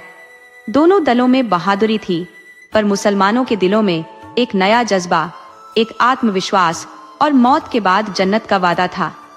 इसी जुनून के साथ अल्पसंख्यक होते हुए भी अंततः मुसलमानों ने जंग में फतह पाई। इस दौरान कीयों की जाने गई, कुछ घायल हुए और बाकी पकड़े गए। अबू लास भी इन कैदियों में शामिल थे। जब ज़ैनब को इस बारे में खबर मिली तो उसने हजरत मोहम्मद की सेवा में अबू लास का फिरौती धन भेजा। ये वही कीमती हार था जो उसे उसकी माँ खुदैजा ने दिया था। ज़ैनब अपने पिता को इस कठिनाई में नहीं डालना चाहती थी कि मुक्तिधन के अभाव में उनकी परेशानी बढ़े। हजरत ने जब हार देखा तो खुदैजा की यादें ताज़ा हो उठी और हृदय कोमलता से भर गया। खुदैजा जीवित होती तो शायद उनकी सिफारिश का असर भी इतना ही होता जितना इस हार ने किया। हजरत का दिल पिघल गया। उन्हें लगा कि खुदैजा खुद इस हार के रूप में आकर उनसे बोल रही है। एक पंचायत को कैदियों का निर्णय करने की जिम्मेदारी सौंपी गई। अधिकांश पंच हजरत के अपने ही लोग थे, लेकिन पुरानी दुश्मनी और प्रतिशोध की भावना अभी भी कुछ के मन में जीवित थी। इस्लाम ने उनमें क्षमा का बीज न सही, मगर साम्यवाद की भावना जरूर भर दी थी। अबू लास सिर झुकाए पंचों के सामने खड़े थे। सभी कैदियों का फिरौती धन परख कर उन्हें छोड़ दिया गया, मगर अबू लास की ओर किसी ने ध्यान तक नहीं दिया।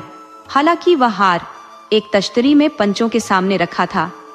हजरत के मन में बार बार आता कि पंचों से कहें कि यह हार कितना मूल्यवान है, मगर धर्म की मर्यादा के कारण वे मौन रहे। यहाँ तक कि सभी कैदी मुक्त हो गए, पर अबू लास सिर झुकाए अकेले खड़े रहे और उनकी स्थिति ऐसी थी कि हजरत के दामाद को भी बैठने की अनुमति न दी गई। अचानक जैद ने अबू लास की ओर देख कटाक्ष किया। देखा, खुदा इस्लाम की कितनी हिमायत करता है। हमारे पास तुमसे 5 गुना अधिक सैनिक थे, मगर खुदा ने तुम्हें शिकस्त दी, समझे, या अब भी आंखें बंद है?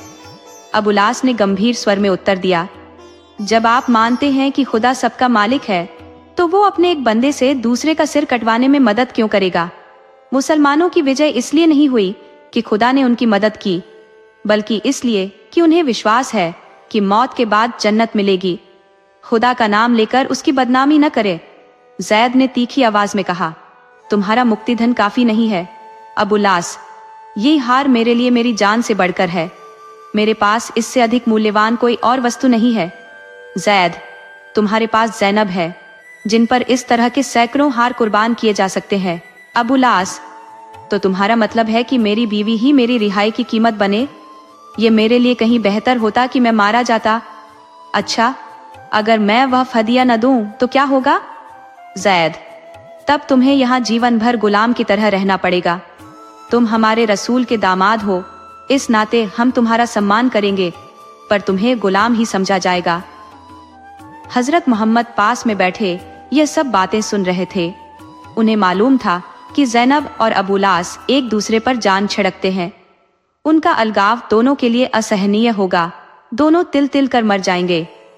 सहाबियों का फैसला एक बार हो जाने के बाद उसमें हस्तक्षेप करना उसूलों के खिलाफ था। इससे इस्लाम की मर्यादा को ठेस पहुंचती। उन्हें भीतर ही भीतर गहरी पीड़ा हुई। वहां बैठी न रह सके, उठकर अंदर चले गए। उन्हें ऐसा महसूस हो रहा था जैसे ज़ैनब की गर्दन पर तलवार चलाई जा रही हो। ज़ैनब की दयनीय करुणा भरी छवि उनकी आंखों के सामने आ खड़ी हुई, लेकिन उस कठोर मर्यादा की मांग थी कि बलिदान किया जाए। अबू लास के सामने भी एक जटिल संकट था।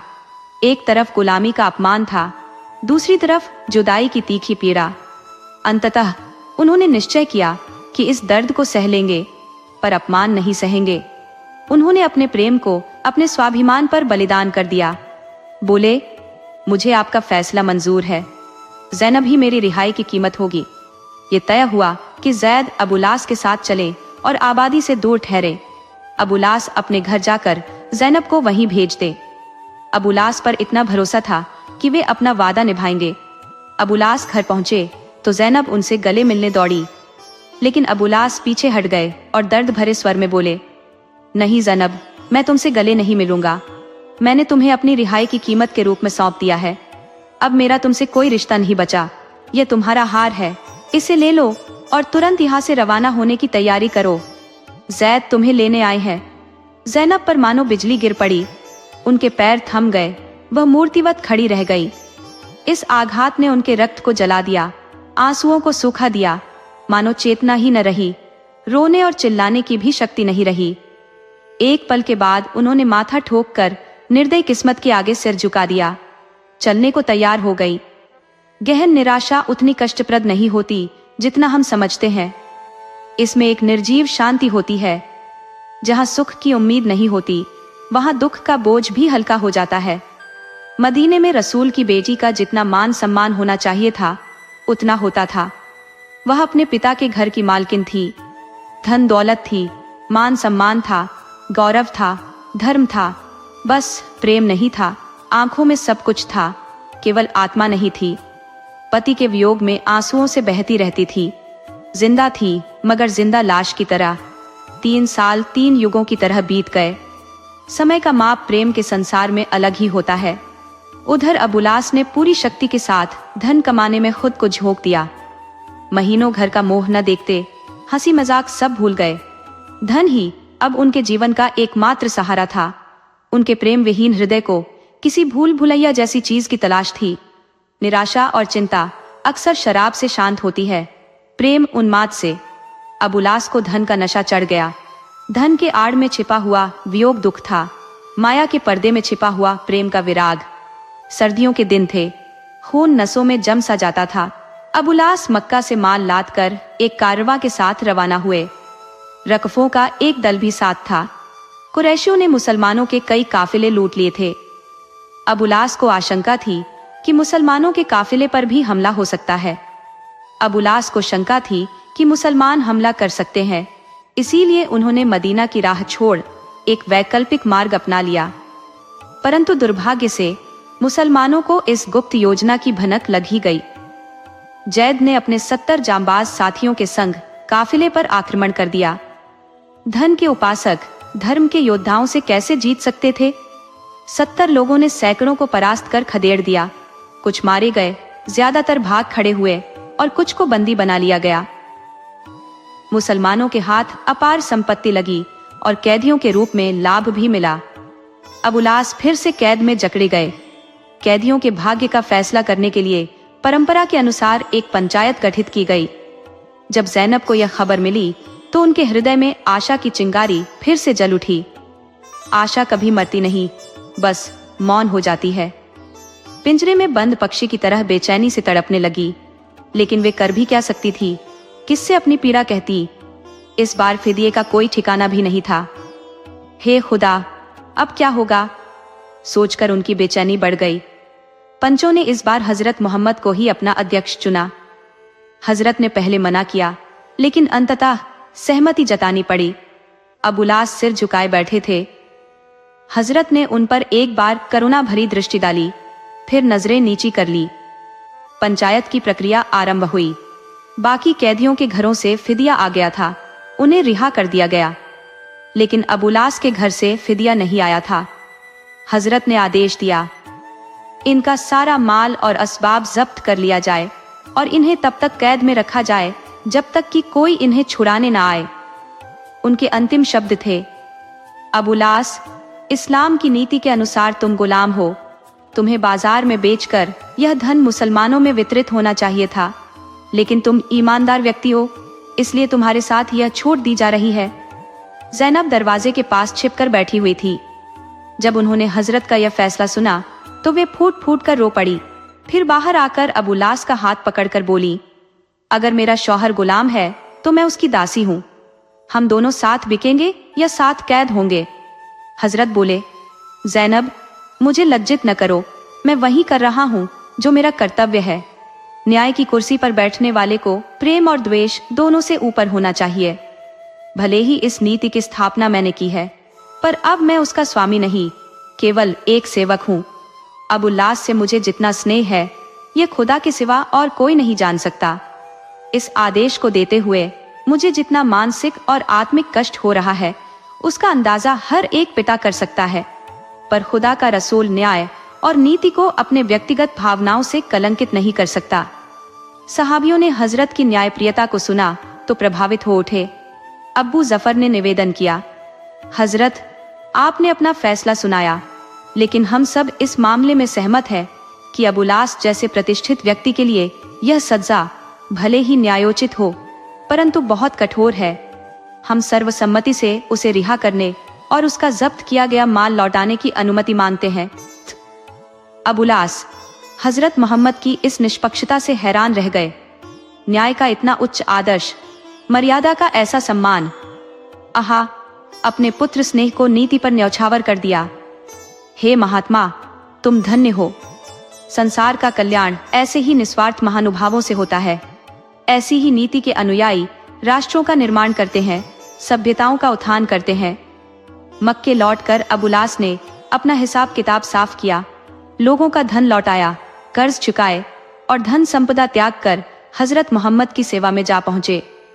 ज़ैनब की अभिलाषा पूरी हुई। दोस्तों, आपको कहानी कैसी लगी? अपने सुझाव कमेंट करना न भूले। तो चलिए आज की अगली कहानी शुरू करते हैं। उन दिनों संयोगवश जिले के अधिकारी एक रुचिकर और कला प्रेमी व्यक्ति थे। इतिहास और पुरातन सिक्कों के अध्ययन में उन्होंने अद्वितीय ख्याति अर्जित कर ली थी।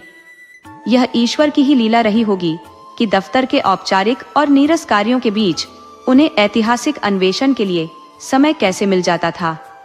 अन्यथा दफ्तर के अफसरों से पूछो तो वे अक्सर यही कहते मिलते हैं, काम के बोझ तले दबा हूं, सिर उठाने की भी फुर्सत नहीं। शायद उनके काम में शिकार और पर्यटन भी शामिल रहा होगा। उनकी कई उपलब्धियों को मैंने देखा था और मन ही मन उनका सम्मान करता था, लेकिन उनकी प्रशासनिक हैसियत और औपचारिक पदवी के कारण उनसे घनिष्ठता स्थापित करने में मुझे झिझक होती थी। यदि मेरी ओर से कोई पहल होती तो समाज के लोग यही सोचते कि इसमें मेरा कोई निजी स्वार्थ है। मैं इस प्रकार की आलोचना से बचना चाहता था। मैं अधिकारियों के भोज आमंत्रणों और सार्वजनिक आयोजनों में अफसरों को निमंत्रित करने का कट्टर विरोधी था। जब भी यह सुनता कि किसी अफसर को किसी समारोह का अध्यक्ष बनाया गया है या कोई विद्यालय, चिकित्सालय अथवा विधवाश्रम किसी गवर्नर के नाम पर स्थापित किया गया है, तो अपने देशवासियों की गुलामी की मानसिकता पर मन ही मन खेद करता। परंतु एक दिन जब स्वयं हाकिम जिला ने मेरे नाम एक पत्र भेजा कि मैं आपसे मिलना चाहता हूँ, क्या आप मेरे बंगले पर आने का कष्ट करेंगे, तो मैं बड़ी असमंजस की स्थिति में आ गया। क्या उत्तर दूं? अपने 2-3 मित्रों से परामर्श किया। उन्होंने कहा, स्पष्ट लिख दीजिए कि मुझे समय नहीं है। वे हाकिम जिला है तो अपने घर के होंगे।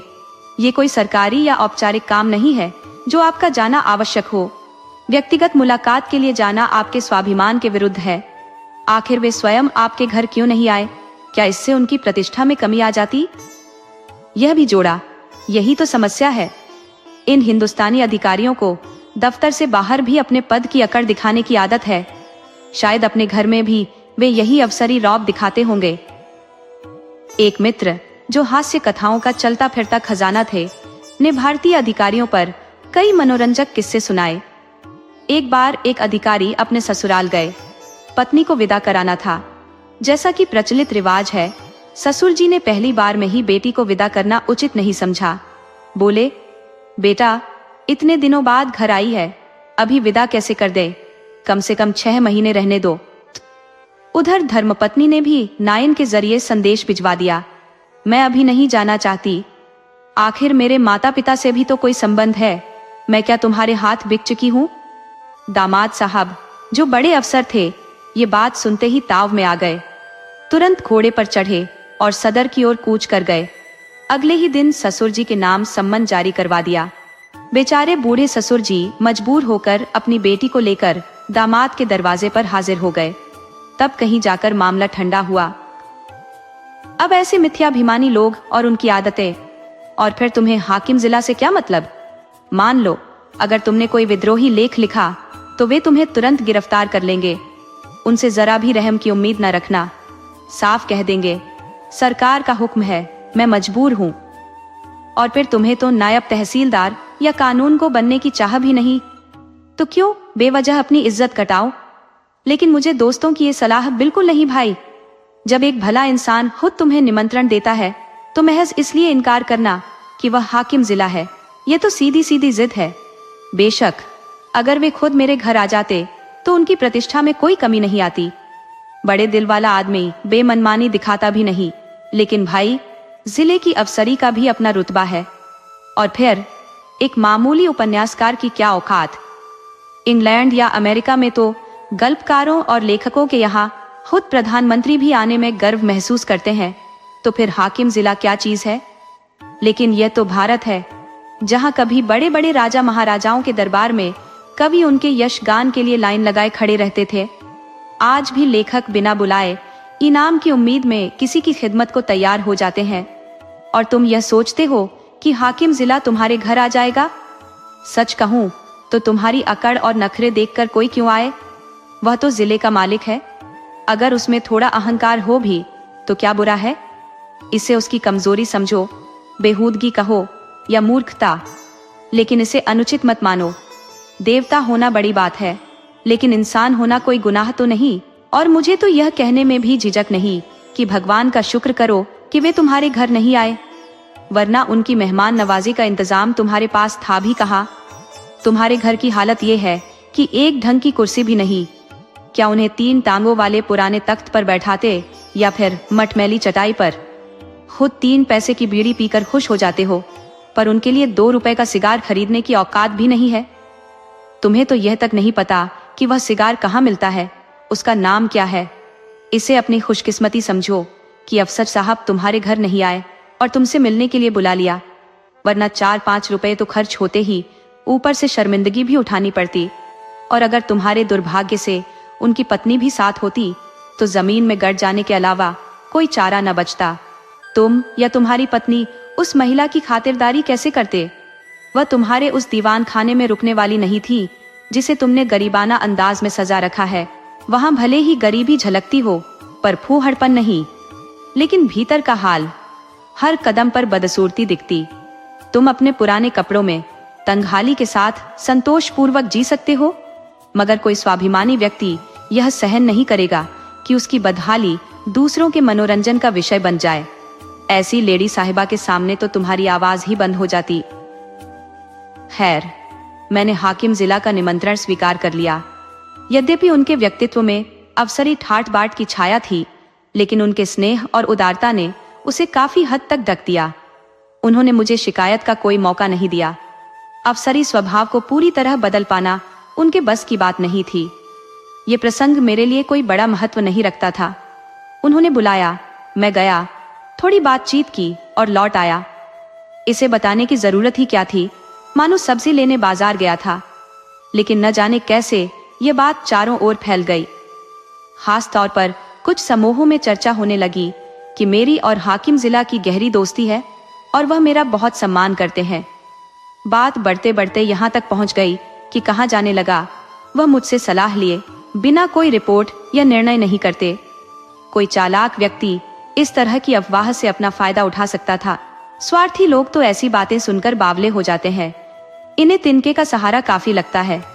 ऐसे लोगों को विश्वास दिलाना मुश्किल नहीं था कि मैं उनके काम करवा सकता हूँ, लेकिन मुझे ऐसी बातों से सख्त नफरत है। फिर भी सैकड़ों लोग अपनी समस्याएं लेकर मेरे पास आने लगे। किसी के साथ पुलिस ने ज्यादती की थी, किसी को आयकर विभाग की सख्ती की शिकायत थी। कोई कहता कि दफ्तर में उसका हक मारा जा रहा है और उसके पीछे वालों को तरक्की मिल रही है। उसका नाम पुकारा जाता तो कोई खास तवज्जो नहीं देता। इस तरह के मामले रोजाना मेरे पास पहुंचने लगे थे, लेकिन मैं हमेशा एक ही जवाब देता, भाई मेरा इससे कोई लेना देना नहीं। एक दिन मैं अपने कमरे में चुपचाप बैठा था कि अचानक बचपन का एक पुराना साथी बलदेव बिना किसी खबर के सामने आ खड़ा हुआ। हम दोनों एक ही मदरसे में पढ़ा करते थे। ये तकरीबन 45 साल पहले की बात होगी। मेरी उम्र मुश्किल से 19 साल रही होगी और वह भी मेरे ही आसपास के रहे होंगे। लेकिन जहां मैं पतला दुबला था, वहां वह तगड़े और हट्टे कट्टे थे। मैं पढ़ाई में तेज था और वह बिल्कुल उलट, सहज और थोड़े सुस्त। हमारे मौलवी साहब उनसे हार मान चुके थे और आखिरकार उन्हें पढ़ाने की जिम्मेदारी मुझ पर डाल दी। मैं इसे अपने लिए गर्व की बात मानता था और पूरे मन से उन्हें पढ़ाता। नतीजा यह हुआ कि जहां मौलवी साहब की छड़ी काम नहीं आई, वहां मेरा धैर्य और स्नेह रंग लाया। बलदेव ने पढ़ाई में दिलचस्पी लेना शुरू कर दिया और खालिक बारी तक पहुंच गए। लेकिन तभी मौलवी साहब का इंतकाल हो गया और हमारी पढ़ाई का सिलसिला वहीं थम गया। उसके बाद बलदेव से 2-3 बार ही इत्तेफाकन मुलाकात हुई। अब भी मैं वही पतला दुबला था और वह वही विशालकाय। हर बार हमारी बातचीत राम राम और हालचाल तक ही सीमित रहती। इस बार जब उन्होंने मेरे कमरे में कदम रखा तो मैंने उत्साह से हाथ मिलाते हुए पूछा, आओ भाई बलदेव, सब खैरियत तो है? आज कैसे याद किया? अब क्या कर रहे हो? उन्होंने गहरी आवाज में जवाब दिया, भाई बस दिन काट रहे हैं। बहुत दिनों से मिलने की तमन्ना थी। याद है वो मदरसे वाले दिन जब तुम मुझे पढ़ाते थे? तुम्हारी वजह से मैं 4 अक्षर पढ़ पाया और अपनी जमींदारी संभालने लायक बना, वरना तो अनपढ़ ही रहता। तुम मेरे गुरु हो भाई। सच कहता हूँ, मुझ जैसे गधों को पढ़ाना किसी और की बस की बात नहीं थी। फिर वह थोड़ा ठहर कर बोले, मौलवी साहब से पढ़ाई करके जो समझ नहीं आता था वह तुमसे पढ़कर बिना दोहराए याद हो जाता था। तुम तब भी बड़े तेज दिमाग के थे। ये कहते हुए उन्होंने मुझे गर्व से देखा। मैं पुरानी यादों में डूब गया। भावुक होकर बोला, जब तुम्हें देखता हूँ तो दिल करता है दौड़कर गले लग जाऊं। ऐसा लगता है जैसे 45 साल का वक्त जैसे पलक झपकते गायब हो जाता है। मदरसे के दिन फिर से आंखों के सामने घूमने लगते हैं और बचपन की सारी मिठास ताजा हो जाती है। बलदेव ने भी नम्र आवाज में कहा, भाई मैंने हमेशा तुम्हें अपना इष्ट देव माना है। जब तुम्हें देखता हूँ तो ऐसा लगता है कि सीना चौड़ा हो गया हो, मानो मेरा वही पुराना बचपन का साथी सामने खड़ा है जो हर परिस्थिति में साथ देने वाला है। तुम्हारी प्रशंसा सुनकर मन ही मन सुकून मिलता है। लेकिन यह बताओ, क्या तुम ढंग से खाना नहीं खाते? क्यों इतने दुबले होते जा रहे हो? अगर घी की दिक्कत है तो मैं 2-4 कनस्तर भिजवा दूं। अब तो उम्र भी ढल रही है, इसीलिए भरपेट खाओ। इस अवस्था में शरीर में जो ताकत बची है वह भी अच्छे खाने पीने पर ही निर्भर है। मैं तो अब भी रोज सेर भर दूध और पांव भर घी का आनंद लेता हूँ। हाल ही में थोड़ा मक्खन भी खाने लगा हूँ। जिंदगी भर परिवार के लिए जुटे रहे, लेकिन आज कोई यह पूछने वाला नहीं कि तबीयत कैसी है। अगर आज मैं भी लाचार हो जाऊं तो एक लौटा पानी देने वाला भी नहीं मिलेगा। इसलिए जमकर खाता हूँ और जी जान लगाकर काम करता हूँ। घर पर अपना दबदबा बना हुआ है। अब तुम्हारा बड़ा बेटा, वही पहलवान, एक झूठे मुकदमे में फंसा दिया गया है। दरोगा जी से किसी बात पर कहासुनी हो गई थी, तब से उन्होंने मन में खटास रख ली। गांव में डकैती पड़ी और तहकीकात के बहाने उसे भी लपेट लिया। वह पिछले 7 दिनों से हिरासत में है। मुकदमा मोहम्मद खलील डिप्टी के इजलास में चल रहा है और मोहम्मद खलील और दरोगाजी की खूब पटती है, इसलिए सजा होना तय है। अब तुम ही कुछ कर सकते हो। जाकर हाकिम जिला से कह दो कि मुकदमा झूठा है और वह खुद आकर जांच करे। देखो भाई, बचपन के साथी हो, मना मत करना। मैं जानता हूँ तुम ऐसे मामलों में नहीं पड़ते और तुम्हें पढ़ना भी नहीं चाहिए। तुम जनता के प्रतिनिधि हो, तुम्हारा सरकारी लोगों से मेलजोल बढ़ाना उचित नहीं है, वरना जनता का विश्वास टूट जाएगा। लेकिन यह मामला निजी है। अगर मामला इतना झूठा ना होता तो मैं कभी तुम्हारे पास ना आता। लड़के की माँ तो रो रोकर बेहाल है और बहू ने 7 दिनों से खाना पीना छोड़ रखा है। घर में चूल्हा तक नहीं जला। मैं थोड़ा बहुत दूध पी लेता हूँ, लेकिन दोनों सास बहू निराहार पड़ी है। अगर लड़के को सजा हो गई तो वे दोनों जीवित नहीं रहेंगी। मैंने उन्हें समझाया है कि जब तक हमारा छोटा भाई है कोई हमारा कुछ नहीं बिगाड़ सकता। तुम्हारी भाभी ने तुम्हारी एक किताब पढ़ी है, अब तो वह तुम्हें किसी देवता का अवतार समझने लगी है। जब भी कोई चर्चा छिड़ती है वह तुम्हारा उदाहरण देकर मुझे शर्मसार कर देती है।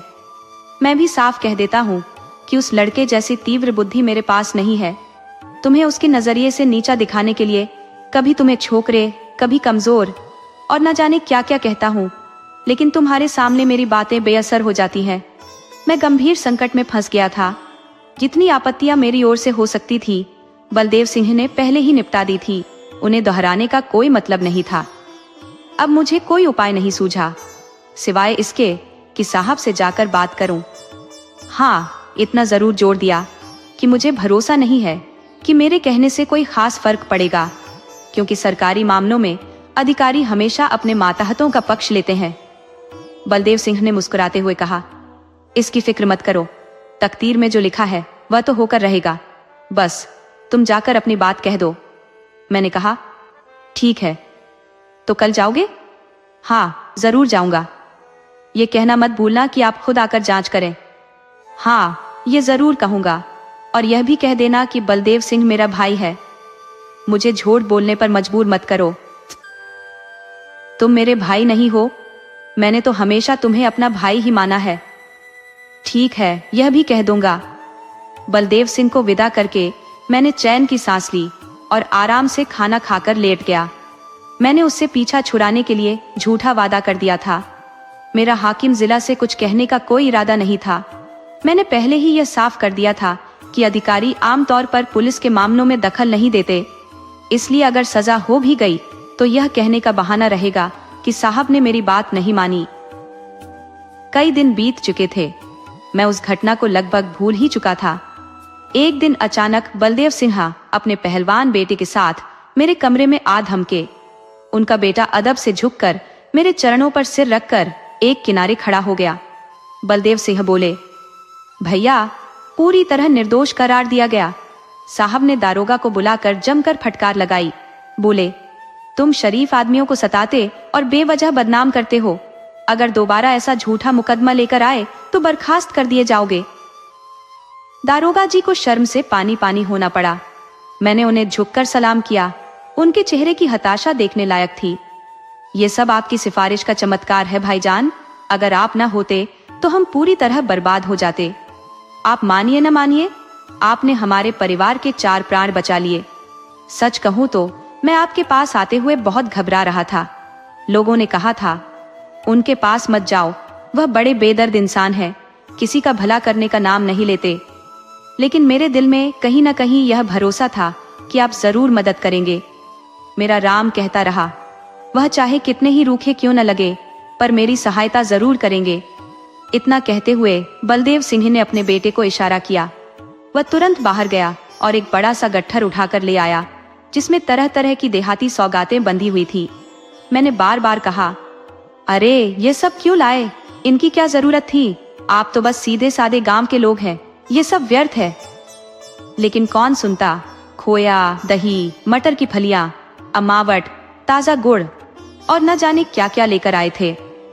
मैंने कहा भी, मैं तो साहब के पास गया ही नहीं, जो कुछ हुआ वह खुद हुआ, मेरा इसमें कोई योगदान नहीं है। लेकिन उनकी निगाहों में यह बात झूठी विनम्रता और सौगात लौटाने का बहाना भर लग रही थी। मैं इतनी हिम्मत नहीं जुटा पाया कि उन्हें यकीन दिला सकूं। उनका जो मतलब निकला वही ठीक था। सच कहूं तो मुझे भी मुफ्त के एहसान को ठुकराने का मन नहीं हुआ। अंत में जब मैंने उन्हें जोर देकर कहा कि किसी से इसका जिक्र मत करना, वरना मेरे पास फरियादियों की कतार लग जाएगी, तो मानो मैंने स्वीकार कर लिया कि मैंने सिफारिश की थी, और वह भी दिल खोलकर।